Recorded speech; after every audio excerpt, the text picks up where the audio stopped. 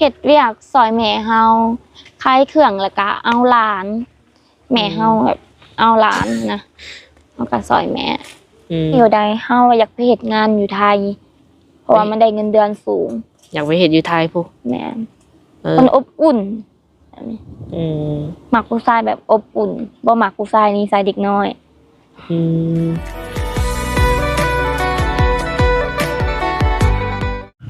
โดยสบายดีสบายดีสบายดีน้องนางเนาะทุกคนก็คือบ่ได้เห็นตั้งแต่โดนน้องละเนาะแม่นสบายดีอยู่บ่สบายดีช่วงนี้ก็คือแบบเฮ็ดเวียกเฮ็ดงานอย่างปัจจุบันตั้งแต่บ่ได้มาถ่ายคลิปตะกี้แม่เอาเฮ็ดเวียกซอยแม่เฮาขายเครื่องแล้วก็เอาหลานแม่เฮาแบบเอาหลานนะเฮาก็ซอยแม่โดยขายเครื่องซอยแม่แล้วก็เฮ็ดหยังแน่น้องล่ะขายเครื่องซอยแม่แล้วก็เอาหลานเอาเด็กน้อย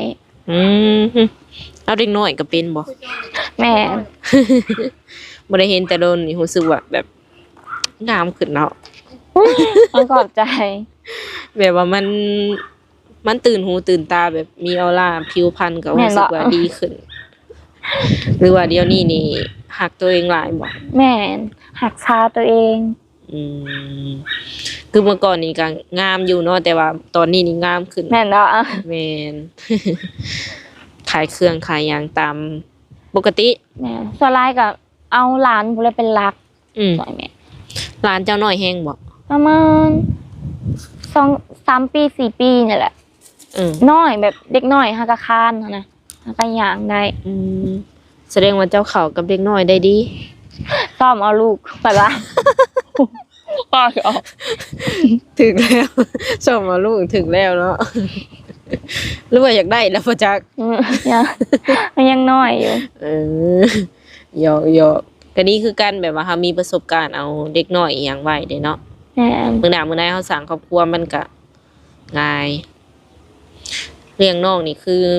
มีเงินเดือนกินบ่เงินเดือนแม่นเพิ่นให้เงินบ่เลี้ยงหลานตัวเองโอ้จังได๋เด้อ้ายหั่นนะเขาไปเฮ็ดงานอยู่ไทยเขาก็พากมาให้โดยพากให้แม่แล้วก็บางทีก็แม่ก็ปั้นให้เฮานำบางทีก็บ่ได้แล้วแต่แม่เอาให้บ่แม่นคันแม่บ่ให้แล้วก็ย้าเนาะถักแบบว่าเลี้ยงน้องนี่เมื่อยบ่น้องอ่ะเมื่อยสุดๆเอาเด็กน้อย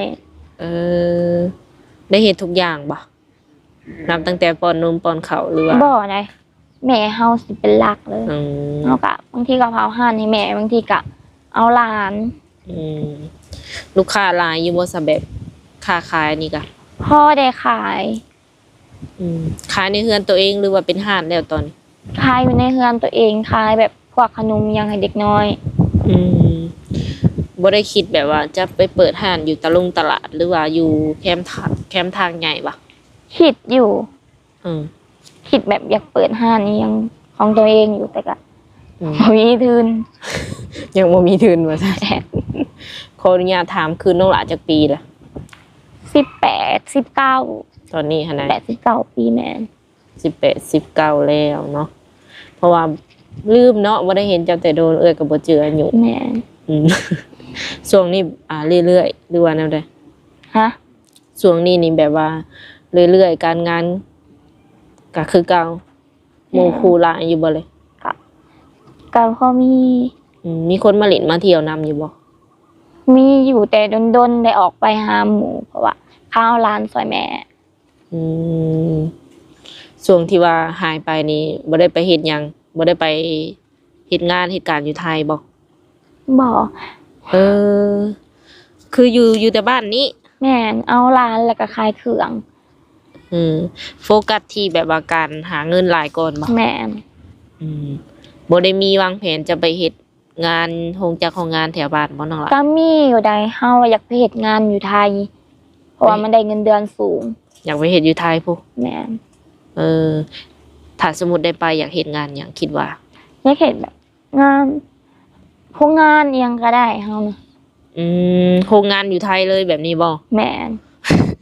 เดี๋ยวนี้มีแบบแบบสิว่าได๋วะเหตุการณ์หรือว่าข่าวเนาะท เห็นอยู่บ่แหละ อ่ะ เห็นอยู่บ่แหละแบบเหตุการณ์แบบแผ่นดินไหวอหย่างประมาณนี้ อยู่ไทยบ่ แม่น เห็นอยู่ในออนไลน์แบบในแบบพวกใน TikTok ไปช่วงนี้น่ะจะยังบ่สิว่าไงยังสิแบบยันๆก็กลัวอยู่เนาะถามว่าไปตอนนี้ได้คิดว่าหรือว่าเจ้าเฮ็ดบัตรเรียบร้อยแล้วบ่ ยังบ่ได้เฮ็ดบัตร วางแผนซื่อ แม่ จะไปซื่อๆไปหาเงิน อืม การเรื่องแบบการหาคู่หาคิงเฮานี่ก็คือ เมื่อก่อนนี่แบบว่าเจ้าตั้งสเปคไว้ที่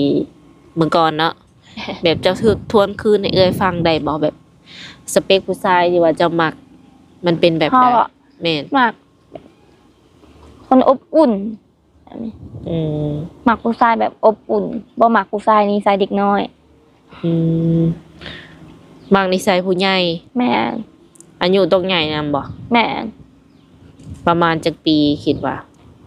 สมุดบ่ แม่นแบบเฮามักเนาะเฮาต้องมีสเปคอยู่แล้ว ประมาณ อืม 20ขึ้นไปหา60ก็ได้ 20ขึ้นไปมันก็ใหญ่อยู่เลยเนาะ แม่น อืมก็คือ60กว่าๆนี่เบิดซิดเนาะซะ ฮะ 60กว่าๆนี่แม่นเบิดซิดสำหรับสเปคของน้อง พอได้อยู่ได้สำหรับเฮานะบ่ติดเรื่องอายุแต่เฮาแบบขอแค่แบบ20ขึ้นไป อืมในใจมักผู้บ่าวแบบโสดบ่เคยแต่งงานหรือว่าแนวใดก็ได้ ทั้งหมดแนวใดก็ได้เฮานะขอแค่แบบหักเฮาแท้แล้วก็แบบหักครอบครัวพ่อแม่ไอ้น้อง โดย ดูแลเฮาได้แบบนี้นะ โดย เป็นพอห้างพอใหม่ก็ได้บ่ ได้บ่ติด อ่าอีหลีบ่ เคยแบบสิว่าไหนเคยเห็นบ่แบบว่า คนโสดที่ว่ามีลูกติด เคยเห็นบ่ แถวบ้านบ่ ผู้ชายแม่นผู้ อัน ชาย แถวบ้านก็มีอยู่ได้ก็เห็นอยู่ อืมสมมุติว่ามื้อหนึงเฮาต้องได้สร้างครอบครัวกับคนที่ว่าเพิ่นมีลูกติดมีลูกเต้าหั่นน่ะคิดว่ามันจะโอเคบ่เจ้าคิดว่า สำหรับเฮาโอเคได้บ่มีปัญหา อืม ขอแค่แบบอย่าเข้ามาหลอกลวง อืมหลอกลวงเจ้านะ หักแบบหักแท้แบบนี้ เออ ในความคิดนี่ถามว่าเจอหักแท้ก็คือ พร้อมสั่งครอบครัว หรือว่าอะไร ก็ร่มๆกันไปก่อน อืม เป็นแฟนกันก่อนเนาะ แม่นแล้วจังหวะกัน โดย เป็นแฟนกันนี่ก็ถ้าอยากไปมาหาสู่กันได้บ่หมายถึงว่ามาเลิดมาเที่ยวบ้านเฮา มาหลินแถวบ้านนี้ได้ อืมเพลง ให้พ่อแม่ครับผู้นำได้ โอ้มากินข้าวบ้านจักเทื่อจักใดเนาะ น้องหลายอยากไปเบิ่งเฮือนเพิ่นอยู่บ่ เปิดงานไป เอาสมมติว่าเขามีแฟนหรือว่ามีคนที่ว่าเขาถือสตาร์เนาะอยากไปเบิ่งเฮือนเบิ่งซานเพิ่นอยู่บ่ โดย อืมข้ามไปฝั่งนั่นก็ได้บ่ฝั่งไทยแบบนี้ ได้อยู่แต่ต้องแบบขอบแม่ก่อน แม่ให้ไปก็คือว่าได้ไปแต่แม่บอกให้ไปก็บ่ได้ไป อืมแล้วแต่แม่เนาะ แม่ ถ้าไปนี่แบบว่า เอาไผไปนำเนี่ยสมมุติเขาจะไป ไปบอกเอา คน น้า ที่เขา สาว ไว้ใจ อืม เอาน้าสาวแล้วก็เจ้านำก็ได้ อืม หนู คนที่ พา เขา ไปหันไปผู้เดียว ครั้งแรกเนาะ แม่ ก็คือแบบว่าเอาหมู่เอาคู่ไปนำก็ได้ หรือว่าคนที่น้องไว้ใจเนาะไปน แม่ ำต่อ ช่วงนี้ก็คือ อยู่เพื่อนอยู่ซานแล้วก็บ่ได้ไปแบบไปเล่นไปเที่ยวกลางคืนบ่ บ่ไปกลางคืน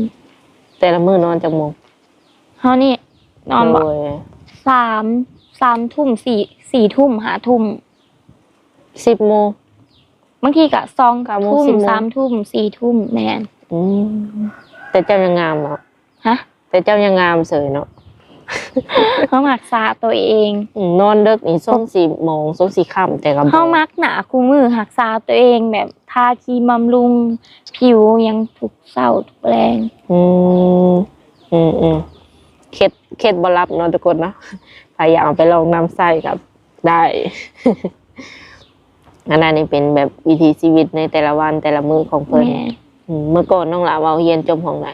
เจ้านะ มสอง อ่านออกเขียนได้ปกติบ่ภาษาลาว แม่นได้ ภาษาไทยหรือว่าภาษาต่างประเทศนี่ก็มี ต่าง แบ ป บ ระเทศบ่ได้เขาได้แต่ลาวและก็ไทย ลาวไทย เขียนได้ปกติบ่ แม่น เออ แต่ก็ญาติบางคำก็บ่ถึกแหน่ ต้องได้แปลเอา ต้องได้แปลเอาบ่ แม่น ความรู้สึกเป็นแนวใดหลังจากที่ว่าบ่ได้ออกกล้องโดนแล้วมาออกอีกเทื่อนึง เอานี่ก็ตื่นเต้น คือชิวแฮงน่ะตื่นเต้นว่าซั่ ตื่ น นเต้นค่ะนะ บ่ได้ออกแต่โดนแล้วก็มาออกใหม่ก็ยังตื่นเต้นอยู่ ตัวเฮาจับอิหยังสอดอกไม้มาให้น้ำทิพย์มาได้ตื่นเต้น ได้จับไปให้เขา เจ้าก็อยากได้อีกบ่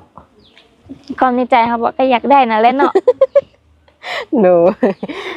ไปซื้ออยากได้ดอกไม้ หนูเอาบางที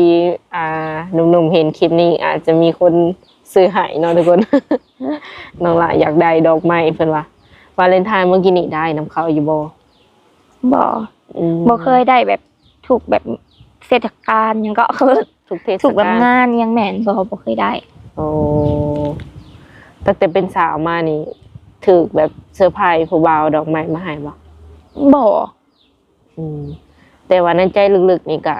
อยากได้อยากถึกเซอร์ไพรส์อยู่บ่ ก็อยากถือ อยากถึกเซอร์ไพรส์แบบ แม่น โดยที่เฮาบ่ต้องบอกเขาเนาะ แม่นอยากถือ อยู่ๆแล้วมีแบบคนเอามาให้โลดนะประมาณนี้นะทุกคนแบบบ่อยากบอกว่าเจ้าซื้อให้ข่อยแน่นั่นนี่เนาะ แม่น เลิกจากแบบถ่ายคลิปนี่ไปใส่ต่อเนาะล่ะ ก็มือเฮืองไปเอาหลาน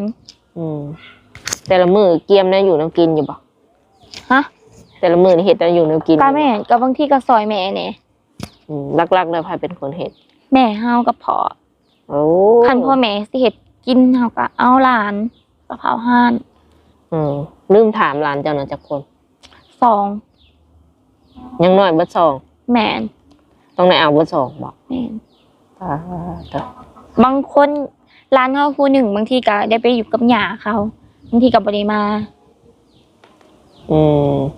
เนี่ยหลักๆที่ว่าเอานะมีคนน้อยนั่น แม่น โดยเป็นอะไรเมื่อยบ่ มันตื่นเต้น ตื่นเต้นยังซิวๆเนาะคือกันกับเฮาแบบเว้ากันเล่นทั่วไปนี่แหละสิมีหยังเนาะ ถ่ายรูปบ่ โอเค ก็คือหลังจากที่ว่าสัมภาษณ์น้องเพิ่นหลายแล้วเนาะมีแต่ว่าจะได้ขอโตวโจ้ไว้แล้วก็ให้เพิ่นเฮ็ดเวียกเฮ็ดงานต่อเนาะน้องหลาน โดย ได้หยังกินข้าวฮู้แล้วบ่ ป่า อาหารหลักหรือว่าอีหยัง ก็กินแบบก็เปลี่ยนแนวกินบางทีก็แบบของกินแบบแบบเหลือหั่นนะก็เอาไว้กินในตู้เย็นแล้วก็มาเฮ็ดกินอีก โดยขออนุญาตถามน้องหล่ะสูงเท่าใดเนี่ย ฮะเฮานี่บ่ สูงเท่าใด สูง152 น้ำหนักประมาณเท่าใด น้ำหนักบ่ถ้าเขาบ่ได้เบิ่งเลยเกี่ยงประมาณ40 น้ำหนักขนาดถือว่าสมดุลกันเนาะ ฮะ สมดุลกัน แม่น บ่ตุ้ยบ่จอยพอดีงามทุกคนเลยแล้วที่นี่ถามว่าคนแบบ คนในสเปคเฮาเนาะ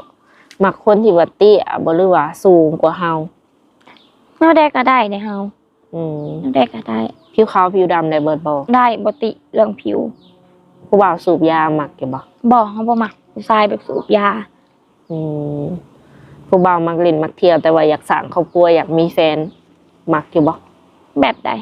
หมายถึงว่าเพิ่นอยากเล่นอยากเที่ยวพร้อมแต่ว่า อยากมีแฟนน่ะมีแฟนไปนำหมายถึงว่าอยากเข้ามาจีบเฮาพร้อมแล้วก็เล่นเที่ยวนำ ก็ได้บ่ตีเนาะ แม่ บาตรงปาร์ตี้ก็รับได้บ่ ปาร์ตี้บ่เฮาบ่มัก คือบ่มักแบบได้ซะแบบนั่งชิว มักผู้ชายแบบมีงานที่ ๆโอ้ สามารถแบบเลี้ยงเฮาได้แบบนี้ โดย แล้วก็หักเฮาแท้ มีการมีงานที่ว่าสามารถดูแลเฮาได้เนาะ แม่ แบบการงานนี่ต้องมั่นคงบ่หรือว่า การงานอีหยังก็แล้วแต่ว่าแต่ว่าเพิ่นนี่ดูแลเฮาได้ แม่ไปก็ได้ โดย แล้วก็หักเฮาแท้นำบ่แม่นว่าสิแบบดูแลเฮาได้อะไรแบบแบบสิมีภัยอิหยังนะ หับบ่ได้บ่แบบนะสมมุติ สมมุติว่าเพิ่นดูแลเฮาได้แต่ว่า ก็ เพิ่นก็ดูแลคนอื่นได้ สถานการณ์มันไปก่อน หักในใจนี่ก็อยากได้หักเดียวใจเดียวเนาะถ้าเป็นไปได้เนาะ แม่นก็แบบเบิ่งสถานการณ์ก่อน โดยว่าไปนำเสาไปนำทุกคน เหมือนแบบว่าเหมือนแบบมีคนไปใจนะ บ่ได้คิดอย่างไรที่แต่ละมื้อนี่ก็มีความสุขอยู่บ่ มีความสุขดี แม่น โดยมีแต่ว่าประมาณ บาง นั้น มือ แห ก็ ละ เสาเนี่ยบางมือก็ เอ้า มีความดีเนี่ยอะหลีแบบ จังเฮาสิว่าน่ะได้แบบ คนเฮามันก็ต้องมีแบบบางมุมแบบเสาบางมุมแบบดีหั่นนะ เวลาเสาร์แล้วเฮ็ดแนวได้จังบ่เสาร์วิธีแก้เสาร์ นี่ใช่แก สิไปหาไผ ก็ หรือว่าเปิดเพลงพังหรือว่าแบบ เปิดเพลงพัง ให้มันหายเสาร์ แม่น บ่ได้มีถึงแบบว่าคิดท้อคิดจนแบบคิดสั่นติเนาะ บ่เคยมี น้องหว่าบ่ได้มีโรคประจำตัวบ่ บ่มี บ่ได้คิดบ่ได้เป็นโรคซึมเศร้าอีหยังเนาะ บ่ เด้อ บางอารมณ์ แม่น พ่อแม่นี่เพิ่นก็คอยถามคอยอิหยังเฮาอยู่บ่แหละ แม่น โดย โอเคสามีแต่ประมาณนั้นเนาะน้องหละเนาะมื้อหน้ามื้อในถ้าว่ามีโอกาสเฮาก็จังมานั่งโอ้ลมกันใหม่เนาะ โดย สำหรับคลิปนี้ก็จะได้ขอตัวจบไว้ก่อนเนาะทุกคนเนาะโดยสบายดีน้องหละ